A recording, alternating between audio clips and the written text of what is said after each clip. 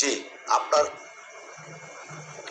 জনাব হান্নান মাসুদ, জি আপনার 10 মিনিট সময় বরাদ্দ আছে। মাননীয় স্পিকার, আপনাকে ধন্যবাদ। দয়া করে বসুন। মাননীয় স্পিকার, আজকে কয়েকটা বিল উপস্থাপন করা হয়েছে যার মাধ্যমে মূলত স্থানীয় সরকার বা স্থানীয় প্রশাসন ব্যবস্থা যা রয়েছে তার পিঠে ছুরিকাঘাত করা হচ্ছে, যেটা বিএনপির কোনো ইশতেহারে ছিল না। আমাদের ট্রেজারি বেঞ্চে যারা আছেন তাদের কোনো ইশতেহারে ছিল না। আমাদের বিএনপি দলীয় যেই ইশতেহার ছিল 31 দফা, 31 দফার 20 নং দফায় ছিল যে হচ্ছে মৃত্যু কিংবা কোনো দণ্ডে দণ্ডিত হওয়ার আগ পর্যন্ত কোনো সিটি কর্পোরেশন, পৌরসভা কিংবা স্থানীয় সরকারের কাউকে অপসারণ করা হবে না। আমি বলছি, বিএনপির এই 31 দফার 20 নং দফা কি বিএনপি ভুলে গিয়েছে, নাকি মেজরিটি পাওয়ার, আলটিমেট মেজরিটি পাওয়ার মধ্য দিয়ে তারা আসলে আরেকটা আওয়ামী লীগ হয়ে ওঠার চেষ্টা করতেছে? মাননীয় স্পিকার, এই বিলে বলা হয়েছে বিশেষ পরিস্থিতিতে বা জনগণের আশাকাঙ্ক্ষা বিশেষ পরিস্থিতি কিংবা 32 কয়ে বলা হয়েছে বিশেষ পরিস্থিতি অত্যাবশ্যক বিবেচনা করিলে বা জনস্বার্থে যে কোনো বা সকল পৌরসভার মেয়র বা কাউন্সিলরগণকে অপসারণ করিতে পারিবে। এই জায়গায় আমি বলতে চাচ্ছি মাননীয় স্পিকার, বিশেষ পরিস্থিতি বলতে কোনটি? আমাদের যে অধ্যাদেশ জারি করা হয়েছে সেই অধ্যাদেশ মূলত ফ্যাসিবাদের বিরুদ্ধে যখন বাংলাদেশে একটি সফল গণঅভ্যুত্থান হয়েছে, সেই গণঅভ্যুত্থানের মধ্য দিয়ে যখন যারা ভোট চুরি করে স্থানীয় সরকারের বিভিন্ন প্রশাসনের চেয়ার দখল করে রেখেছে তাদেরকে অপসারণ করার জন্য এই আইনটি, এই অধ্যাদেশটি জারি করা হয়েছিল। বিএনপি কি বর্তমান সরকার কি বিশেষ পরিস্থিতিতে বলতে আগামীতে বিএনপি যেই পথে হাঁটছে সেই পথে আরেকটা অভ্যুত্থানের আশঙ্কা করতেছে কিনা, যে ওর মধ্য দিয়ে মূলত আবার বিএনপি দলীয় চেয়ার জবরদখলকারী যত যে প্রার্থীরা থাকবে তাদেরকে অপসারণ করার জন্য এই আইন করা হচ্ছে কিনা? আমি জানি না আসলে বিশেষ পরিস্থিতি বলতে কোন বিশেষ পরিস্থিতিকে বোঝানো হচ্ছে এই আইনে। এটা একটি কালো আইন হিসাবে বাংলাদেশের গণতান্ত্রিক ইতিহাসে সবচেয়ে একটি কালো আইন হিসাবে থাকবে। আমি জিজ্ঞাসা করতে চাচ্ছি মাননীয় মন্ত্রীকে, বিশেষ পরিস্থিতি বলতে কি তার দলীয় এজেন্ডা বাস্তবায়ন না করলে তাদেরকে অপসারণ করা হবে, নাকি হচ্ছে দখলদারিত্ব না মানলে অপসারণ করা হবে, নাকি অবৈধ সুবিধা না দিলে অপসারণ করা হবে? এটা কোন সময়ে কোন বিশেষ পরিস্থিতিতে অপসারণ করা হবে তার সুনির্দিষ্ট কোনো ব্যাখ্যা নেই। এর মধ্য দিয়ে মূলত স্থানীয় নির্বাচন এবং গণতন্ত্রের ফিতে ছুরিকাঘাত করা হচ্ছে। মাননীয় স্পিকার, এখানে বলা হচ্ছে উপযুক্ত ব্যক্তি যদি বিশেষ পরিস্থিতিতে সরকার এই ক্ষেত্রে নিয়োগও করতে পারবে। এ আইনের অন্যান্য বিধান কিংবা আপাতত বলবৎ অন্য কোনো আইন যাহা কিছুই থাকুক না কেন, সরকার বিশেষ পরিস্থিতিতে অত্যাবশ্যক বিবেচনা করিলে জনস্বার্থে কোনো পৌরসভা উহার কার্যাবলী সম্পাদনের উদ্দেশ্যে একজন উপযুক্ত ব্যক্তি বা প্রজাতন্ত্রের কর্মে নিযুক্ত উপযুক্ত কর্মকর্তাকে পরবর্তী আদেশ না দেওয়া পর্যন্ত প্রশাসক নিয়োগ করিতে পারিবে। উপযুক্ত ব্যক্তি বলতে কি হচ্ছে দলীয় কোনো নেতা কিংবা লাঠিয়াল হবে, নাকি হচ্ছে কোনো মন্ত্রী এমপির সন্তান হলেই হবে? এটা উপযুক্ত ব্যক্তি বলতে কাকে বোঝানো হচ্ছে তা কিন্তু আমরা বুঝতে পারছি না মাননীয় স্পিকার।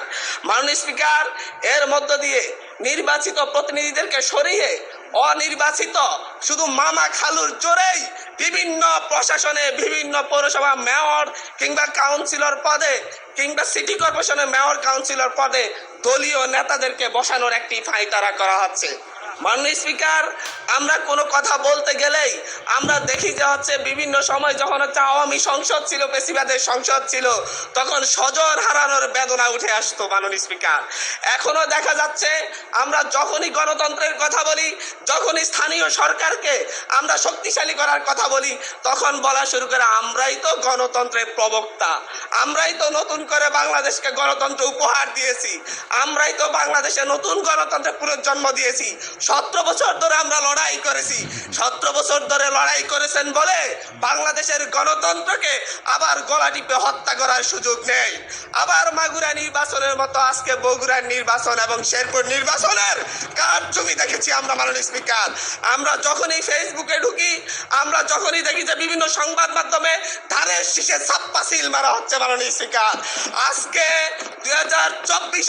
2024-এর এমন রক্তক্ষয়ী সংঘাতের পরে আজকে যখন একটা উপনির্বাচন এবং একটা স্থগিত হওয়া নির্বাচন হতে যাচ্ছে, তখন আমরা দেখছি বিরোধী দলীয় এজেন্টদেরকে ঘাট ধাক্কা দিয়ে বের করে দেওয়া হচ্ছে, কেন্দ্রের ভিতর ঢুকে এজেন্টদেরকে আহত করা হচ্ছে এবং ছোট ছোট বাচ্চাদেরকে লাইনে দাঁড় করা, স্কুলের বাচ্চাদেরকে লাইনে দাঁড় করে ভোট দিতে দেওয়া হচ্ছে।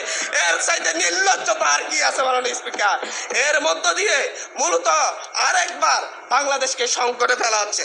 একটা বিষয় হচ্ছে, আমাদের যে ট্রেজারি বেঞ্চ রয়েছেন, ওই ট্রেজারি বেঞ্চের নেতারা বারবার বাংলাদেশের গণতন্ত্রকে হত্যা করার চেষ্টা কিন্তু করেছেন, কিন্তু ওনারা ব্যর্থ হয়েছেন, আওয়ামী লীগের মতো সফল হন নাই। 1994 সালের মাগুরার নির্বাচনের মধ্য দিয়ে ওনারা চেষ্টা করেছিলেন একতরফা নির্বাচন করে টিকে থাকতে।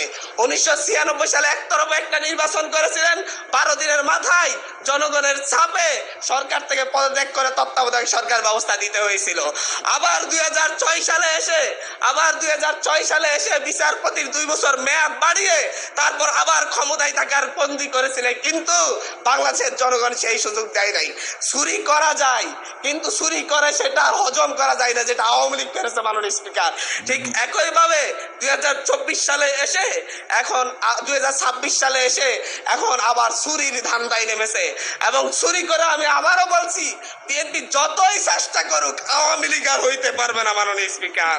মাননীয় স্পিকার, আমরা ভোটাধিকার নিয়ে কথা বলবো, আমরা ঘুমের অধ্যাদেশ নিয়ে যখন কথা বলি যে হচ্ছে ঘুমের অধ্যাদেশ কেন বাতিল করা হচ্ছে, তখন ট্রেজারি বেঞ্চের মন্ত্রী দাঁড়ায় বলে আমাদের স্বরাষ্ট্রমন্ত্রী অনেকদিন ঘুমছিলেন, আমরা কি ঘুমের বেদনা বুঝি না? আমাদের মাননীয় প্রধানমন্ত্রী এতদিন নির্যাতন ছিলেন, আমরা কি বুঝি না ঘুমের বেদনা? শেখ হাসিনার মতো স্বজন হারানোর বেদনা এত বেশি বুঝেন, কিন্তু এই ঘুমের অধ্যাদেশ, ঘুমের তদন্ত করতে হলে আপনাদের সরকারি কর্মচারীর বিরুদ্ধে তদন্ত করতে হলে সরকারেরই অনুমতি লাগবে, সেই আইন করে যাচ্ছেন। আবার বলতেছেন যে হচ্ছে সরকারি কোনো গোপনীয়তার জন্য কাউকে গুম করা হলে সেটা গুম হিসেবে যেন বিবেচনা করা না হয়। এটা তো দ্বিচারিতা ছাড়া আর কিছু না মাননীয় স্পিকার। মাননীয় স্পিকার, মানবাধিকার কমিশন অধ্যাদেশ বাতিল করে দিয়ে আবার সেই শেখ হাসিনার 2009 সালের প্রয়োগ করা আইনে তারা ফিরে যাচ্ছে। শেখ হাসিনা খারাপ, আওয়ামী লীগ খারাপ, সবকিছুই খারাপ, কিন্তু আওয়ামী লীগ ক্ষমতায় থাকার জন্য আওয়ামী লীগের যত বিধান আছে, নিয়ম নীতি আছে, সবগুলাই আজকে কি ভালো হয়ে যাচ্ছে মাননীয় স্পিকার। কিন্তু অভ্যুত্থান পরবর্তী যে মানবাধিকার অধ্যাদেশ, যেটাকে সকলেই গ্রহণ করেছে, সেই অধ্যাদেশকে তারা বাতিল করে ফায়ে ছুঁড়ে ফেলে দিয়ে মূলত জাতির সাথে প্রতারণা করছে মাননীয় স্পিকার। মাননীয় স্পিকার, এই থেকে আজকে সুপ্রিম কোর্ট সচিবালয় অধ্যাদেশ বাতিল করে দিয়েছে। আমাদের মাননীয় প্রধানমন্ত্রী তারেক রহমান সাহেবের ওনার একটা ফেসবুক পোস্টেই উনি উল্লেখ করেছেন সুপ্রিম কোর্টের জন্য আলাদা সচিবালয় করা হবে এবং সুপ্রিম কোর্টকে বিচারালয়কে স্বাধীনতা দেওয়া হবে। আজকে আইসা বলতেছে সুপ্রিম কোর্ট সচিবালয়ের কোনো দরকারই নেই, কোনো প্রয়োজনীয়তা নাই।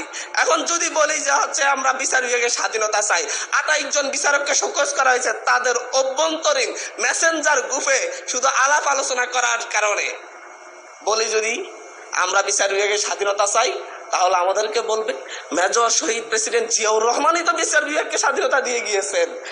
আমরা তো এই বিচার বিভাগের স্বাধীনতার জন্য এতদিনের লড়াই, আজকে আসা টুটি চেপে ধরা হচ্ছে বিচার বিভাগের। মাননীয় স্পিকার, আমি আবারও সেই স্থানীয় সরকার যে আইনটি, সিটি কর্পোরেশন যে আইনে ফিরে যাচ্ছে, আমি সেই কথাই বলতে চাচ্ছি। আমরা 2012-13 সালে আওয়ামী লীগ যখন হচ্ছে সিটি কর্পোরেশন নির্বাচন দিয়েছিল, সেই নির্বাচনে 5টি নির্বাচনে বিএনপি দলীয় বা হচ্ছে 20 দলীয় জোটের প্রার্থীরা বিজয়ী হয়েছিল। বিএনপি আওয়ামী লীগ কারচুপি করতে পারে নাই, কিন্তু পরবর্তীতে সেই নির্বাচিত মেয়রদেরকে অপসারণ করে আওয়ামী লীগ তাদের দলীয় এবং হচ্ছে বিভিন্ন প্রশাসক বসিয়েছিল। মাননীয় স্পিকার, দীর্ঘদিন ধরে ট্রেজারি বেঞ্চের মেয়র আরিফ, তৎকালীন সিলেটের মেয়র ছিলেন আরিফ, আমাদের বর্তমান এমপি সিলেটের আরিফ ভাই, ছিলেন হচ্ছে আব্দুল মান্নান, প্রফেসর আব্দুল মান্নান সাহেব, প্রত্যেককে তাদেরকে গাজীপুরে ছিলেন, তাদের প্রত্যেককেই তাদের চেয়ারে বসতে দেওয়া হয় নাই। একই ধরনের পথে আওয়ামী লীগের সেই দেখানো পথে বিএনপি হাঁটার জন্য এই আইনটাকে করা হচ্ছে। মাননীয় স্পিকার, অন্তর্বর্তীকালীন সরকার যে অধ্যাদেশটি জারি করেছিল সে অধ্যাদেশটি মূলত বিশেষ পরিস্থিতির কথা জন্য জারি করা হয়েছিল, অভ্যুত্থান পরবর্তী পরিস্থিতির জন্য জারি করা হয়েছিল। কিন্তু বর্তমানে এই বিশেষ পরিস্থিতির কি প্রয়োজন, কেন এইটাকে আবার আইনে রূপান্তর করে মূলত স্থানীয় সরকারকে শক্তিশালী করার বিপরীতে দুর্বল করে তার পিঠে একটা, তার গলায় একটা ছুরি ধরে রাখার কি প্রয়োজনীয়তা পড়লো? এর জবাবটা অবশ্যই আমরা চাইব মাননীয় স্পিকার। এবং বিশেষ পরিস্থিতি বলতে কি বোঝানো হয়েছে, বিশেষ ব্যক্তি, উপযুক্ত ব্যক্তি বলতে কি বোঝানো হয়েছে, এর ব্যাখ্যা ছাড়া এই আইন পাশ করা হলে এর মধ্য দিয়ে স্থানীয় গণতন্ত্রকে আবার গলা টিপে হত্যা করা হয়েছে বলে আমরা ধরে নিব মাননীয় স্পিকার। ধন্যবাদ মাননীয় স্পিকার। মাননীয় প্রতিমন্ত্রী, আপনিও এই ব্যাপারে সংক্ষিপ্ত বক্তব্য রাখতে পারেন। ধন্যবাদ। Hey, wait. I need you to show me how to convert a Word doc to